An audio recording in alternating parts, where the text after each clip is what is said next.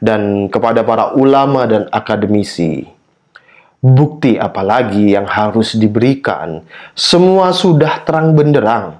Ada upaya tidak terpuji dari mereka. Ada sekelompok orang yang sedang berusaha membuat historiografi keislaman di Indonesia menurut versi mereka yang tidak dapat dipertanggungjawabkan secara ilmiah. Pembelokan sejarah dan nasab Wali Songo, klaim jasa masa lalu dengan dongeng-dongeng peran leluhur mereka, misalnya dalam kemerdekaan. Merebut otoritas keagamaan dengan haul-haul tokoh mereka yang diatasnamakan haul kota tertentu. Padahal tokoh itu tidak diketahui jasanya bagi bangsa Indonesia pada saat hidupnya, selain menjaga sebuah majelis. Doktrin-doktrin perbudakan melalui narasi kesucian dan kehebatan keluarganya. Pada saat yang sama mereka meniupkan sihir psikologis tentang rendahnya martabat bangsa Indonesia secara genetik. Padahal kenyataannya adalah sebaliknya. Bahkan hari ini sangat jarang ulama-ulama Ba'alwi kelahiran Indonesia yang alim dan menonjol dalam ilmu-ilmu keislaman seperti nahwu, fikih, usul fikih, tafsir, mantik, balaghah, dan sebagainya. Ketika jamaah sudah membesar, maka disebutlah bahwa pengasuh majelis itu adalah seorang ulama, bahkan wali. Sementara keilmuannya belum pernah teruji. Belum terdengar bagaimana cara ia membaca kitab Fathul Mu'in di hadapan para kiai-kiai pesantren NU yang alim dan alama. Tulisan terbaru dari Kiai Haji Imaduddin Usman Al-Bantani tanggal 23 Januari 2024 berjudul Jika Tidak Ada Ba'alwi Maka Runtuh Ilmu di Nusantara. Cerita dusta Soleh Al-Jufri tentang sanad ulama Nusantara. Teman-teman bisa membacanya sendiri di link yang saya sematkan di kolom deskripsi. Dalam channel YouTube Al-Fahmi Bani, Soleh Al-Jufri mengatakan, kalau ada orang tidak mengakui nasab Ba'alwi adalah nasabnya menyambung kepada Nabi Muhammad SAW, maka ilmu Ahlus Sunnah wal Jamaah yang ada di Indonesia runtuh. Ilmu-ilmu yang tersebar di kiai-kiai yang ada di Jawa ini, bahkan di Nusantara, runtuh. Ilmunya palsu semua. Kenapa? Karena yang membawa ilmu-ilmu yang ada di Nusantara ini adalah ilmu Ba'alwi. Kalau Ba'alwinya tidak dianggapkan, runtuh semua. Apa yang disampaikan oleh Soleh Al-Jufri dari klan Ba'alwi ini adalah dusta. Narasi itu tidak sesuai dengan fakta sejarah bahwa Islam masuk ke Indonesia jauh ratusan tahun sebelum datangnya imigran Ba'alwi ke Indonesia. Bagaimana bisa dikatakan orang yang ada di Indonesia tahun 1448 Masehi seperti Sunan Ampel bisa berguru kepada orang yang baru datang ke Indonesia tahun 1920 seperti Ja'far bin Syekhon As-Segaf, kakek dari Taufik As-Segaf. Klaim-klaim dusta semacam itu bagi para peneliti sejarah Ba'alwi adalah hal lumrah yang dapat ditemui dalam banyak sumber-sumber sejarah eksternal mereka. Kita bisa ambil satu contoh, seperti disebut dalam banyak sumber internal Ba'alwi, bahwa ulama fikih terkenal di kota Mirbat, Syekh Muhammad bin Ali Al-Qolai, adalah murid dari Muhammad, tanda kutip Sahib Mirbat Ba'alwi. Setelah dikonfirmasi dalam kitab-kitab sezaman, ternyata jangankan Syekh Al-Qolai belajar kepada Muhammad Ba'alwi, sosok Muhammad Ba'alwi ini sendiri diduga kuat fiktif. Tidak dicatat oleh satupun kitab-kitab nasab dan sejarah pada zaman itu. Para kiai-kiai yang ada di Indonesia hari ini mempunyai sanad keilmuan dan, tanda kutip, silsilah rantai-rantai kepada para wali songo sebagai pembawa sanad silsilah keilmuan Islam mula-mula di Nusantara.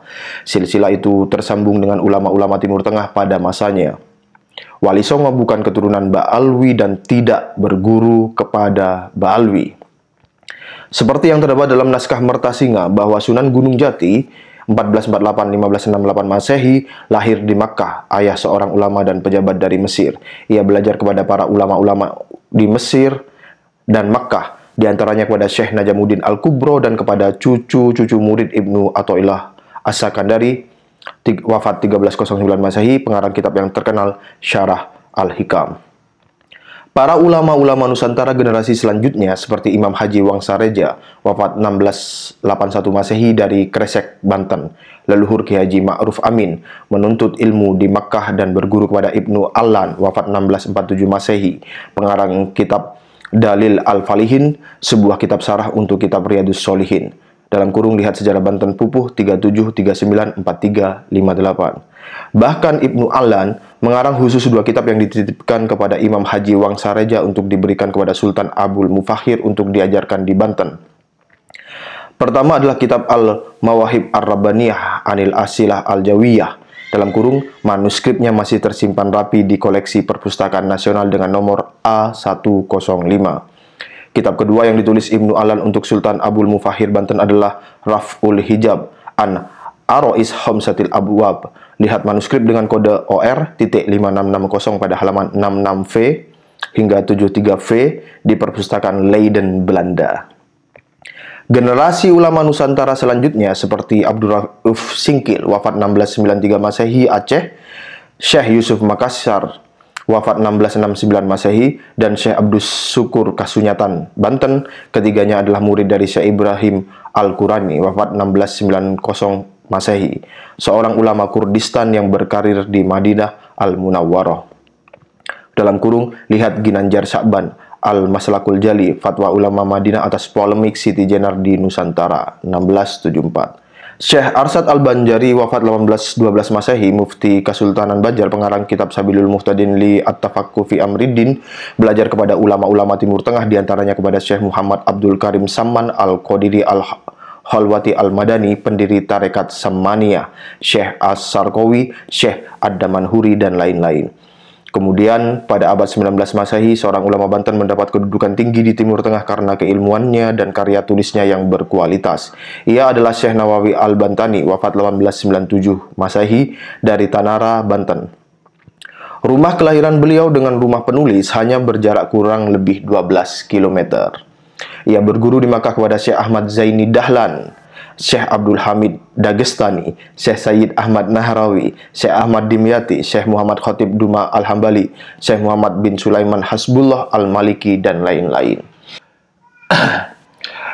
Murid-murid Syekh Nawawi Al-Bantani tersebar seantero Nusantara. Hari ini para ulama yang ada di Indonesia mayoritas salah satu sanad keilmuannya melalui Syekh Nawawi Al-Bantani. Pemikiran-pemikirannya tentang Ahlussunnah wal Jamaah mewarnai keislaman Indonesia hari ini. Murid-murid langsungnya sangat banyak yang menjadi ulama-ulama besar. Di antaranya Syekh Muhammad Mahfud At-Tarmas, Syekh Khalil Al-Bangkalani Madura, Syekh Husain Al-Bantani Carita Banten, Syekh Tubagus Ahmad Bakri Purwakarta, Syekh Tubagus Muhammad Asnawi Al-Bantani Caringin Pandeglang, Syekh Arsad Tawil Al-Bantani, pejuang geger Cilegon 1888 dan penyebar Islam di Sulawesi Utara, Syekh Hasan Mustafa Garut, Syekh Abdul Faid Abdus Sattar bin Abdul Wahab Ad-Dahlawi Delhi, India, Syekh Muhammad Zainuddin bin Badawi Al-Sumbawi Sumbawa, Nusa Tenggara Barat, Syekh Abdul Qadir bin Mustafa Al-Fathani, Pattani, Thailand, Syekh Abdul Haq bin Abdul Hanan Al-Bantani, cucu Syekh Nawawi, Syekh Soleh Darat As-Samarani, Semarang, Hadratus Syekh Kiai Haji Hasyim Asy'ari Jombang, pendiri Nahdlatul Ulama, Kiai Haji Ahmad Dahlan Yogyakarta, pendiri Muhammadiyah, Syekh Sulaiman Ar-Rasuli, pendiri Perti, Kiai Haji Hasan Genggong, pendiri pesantren Zainul Hasan Genggong, Kiai Haji Mas Abdurrahman Al-Bantani, pendiri Matlaul Anwar, Kiai Haji Raden Asnawi, Kudus, Haji Abdul Karim Amrullah, Sumatera Barat, Kiai Haji Tahir Jamaluddin, Singapura, Kiai Haji Dawud Perak, Malaysia, Kiai Haji Hasan Asy'ari Bawean, Kiai Haji Najihun Mauk, Tangerang, Kiai Haji Abdul Ghaffar Tirtayasa, Serang, Kiai Haji Ilyas Keragilan, Serang, Kiai Haji Wasid, pejuang geger Cilegon 1888, Kiai Haji Muhammad Romli Kresek, Tangerang, Kiai Haji Tubagus Ismail, pejuang geger Cilegon 1888, Kiai Haji Arsad Qashir Al-Bantani, pejuang geger Cilegon 1888, dan lain-lain. Pesantren-pesantren tua di Indonesia hari ini adalah murid dan keturunan dari para ulama-ulama murid Syekh Nawawi Al-Bantani di atas. Pendiri pesantren Lirboyo, Kiai Haji Abdul Karim, adalah murid dari Syekh Khalil Bangkalan dan Syekh Hasyim Asy'ari. Pendiri pesantren Ploso, Kiai Haji Ahmad Jazuli Usman, adalah murid dari Kiai Haji Zainuddin Mojosari, dan Kiai Haji Zainuddin Mojosari adalah murid dari Kiai Haji Soleh Darat. Kiai Haji Zubair dari pesantren Sarang adalah murid dari Syekh Mahfud Al-Turmusi. Kiai Haji Abdul Wahab Hasbullah dari pesantren Tambak Beras adalah murid Syekh Hasyim Asy'ari. Begitu pula Kiai Haji Bisri Sansuri dari pesantren Den Anyar. Buya Dimyati Banten adalah murid dari Syekh Abdul Halim. Syekh Abdul Halim adalah murid dari Syekh Husain Carita. Ini adalah contoh kecil sanad keilmuan dari ulama-ulama Nusantara. Yang demikian itu hanya mengambil dari beberapa sampel daerah di Indonesia saja. Dari situ kita lihat bahwa klaim Soleh Al-Jufri bahwa sanad keilmuan ulama-ulama Ahlussunnah wal Jamaah di Nusantara berasal dari Ba'alwi tertolak. Bahkan hari ini sangat jarang ulama-ulama Ba'alwi kelahiran Indonesia yang alim dan menonjol dalam ilmu-ilmu keislaman seperti nahwu, fikih, usul fikih, tafsir, mantik, balaghah, dan sebagainya. Ilmu-ilmu itu tergeser oleh pendirian majelis rotib, majelis ceramah, majelis kliwonan, dan majelis sholawatan. Ketika jamaah sudah membesar, maka disebutlah bahwa pengasuh majelis itu adalah seorang ulama, bahkan wali. Sementara keilmuannya belum pernah teruji. Belum terdengar bagaimana cara ia membaca kitab Fathul Mu'in di hadapan para kiai-kiai pesantren NU yang alim dan alama. Dalam kesempatan ini, penulis mengajak kepada seluruh anak bangsa untuk menyadari suatu hal, yaitu bahwa ada sekelompok orang yang sedang berusaha membuat historiografi keislaman di Indonesia menurut versi mereka yang tidak dapat dipertanggungjawabkan secara ilmiah. Pembelokan sejarah dan nasab Wali Songo, klaim jasa masa lalu dengan dongeng-dongeng peran leluhur mereka, misalnya dalam kemerdekaan. Merebut otoritas keagamaan dengan haul-haul tokoh mereka yang diatasnamakan haul kota tertentu. Padahal tokoh itu tidak diketahui jasanya bagi bangsa Indonesia pada saat hidupnya, selain menjaga sebuah majelis. Doktrin-doktrin perbudakan melalui narasi kesucian dan kehebatan keluarganya. Pada saat yang sama mereka meniupkan sihir psikologis tentang rendahnya martabat bangsa Indonesia secara genetik. Padahal kenyataannya adalah sebaliknya. Dari itu penulis mengajak kepada putra-putri Indonesia yang telah mempunyai kesadaran yang sama akan semua hal di atas untuk memberi pencerahan kepada lingkungan kita yang paling dekat, kemudian kepada yang jauh bisa kita jangkau. Penulis mengajak agar hari ini putra-putri Indonesia sebanyak-banyaknya membuat channel-channel YouTube dan media sosial lainnya untuk menyanggah narasi-narasi mereka. Setiap ada sejarah bangsa yang dibelokkan, langsung diangkat dan disanggah secara ilmiah berbasis data yang seharusnya. Demikian pula, penulis mengajak kepada putra-putri Indonesia yang diberikan kemampuan menulis agar membuat tulisan akan hal itu. Yang mempunyai kelebihan dana, membuat website-website sebanyak-banyaknya agar narasi-narasi sesat yang banyak berseliweran di beranda-beranda YouTube dan Google dapat dikalahkan oleh algoritma kebenaran yang masif. Jangan pula dilupakan yang mempunyai kemampuan IT, teknologi informasi untuk menulis di Wikipedia dan jenis ensiklopedia digital bebas lainnya tentang sejarah para ulama kita dan nasabnya yang sahih yang bukan hasil pembelokan. Bila melihat bahwa ulama kita telah ditulis di Wikipedia dengan bernasab kepada Ba'alwi, misalnya, padahal ia bukan Ba'alwi, agar tulisan itu dihapus dan diganti dengan nasab yang sesungguhnya. Dan kepada para ulama dan akademisi, bukti apalagi yang harus diberikan? Semua sudah terang benderang. Ada upaya tidak terpuji dari mereka. Penulis mengajak untuk membuat buku dan jurnal-jurnal ilmiah, baik lokal maupun internasional, tentang sanggahan terhadap upaya pembelokan sejarah, tentang nasab ulama kita yang sebenarnya, tentang doktrin dan ajaran mereka dalam nilai-nilai kemanusiaan yang bertentangan dengan ajaran Islam yang benar. Jika semua hari ini kita lakukan, maka esok sejarah-sejarah palsu itu tidak akan lagi dikonsumsi oleh anak cucu kita. Lalu anak cucu kita akan berdiri tegak sebagai manusia yang bermartabat.